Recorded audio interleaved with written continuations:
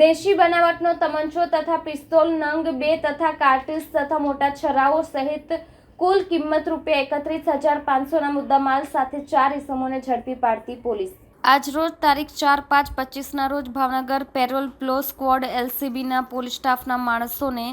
બાતમી રાહે હકીકત મળેલ હતી કે એક ગોલ્ડન કલરની Toyota Innova car number GJ03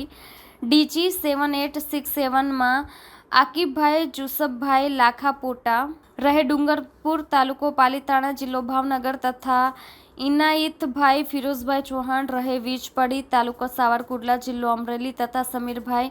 મોહમ્મદભાઈ Bukera રહે નીપગામ તાલુકો મહુવા જિલ્લો ભાવનગર તથા સાજીદભાઈ ઇસ્માઇલભાઈ જીરુકાર રહે મણિભાઈ ચોક ભરવાડ શહેરી સાવરકુંડલા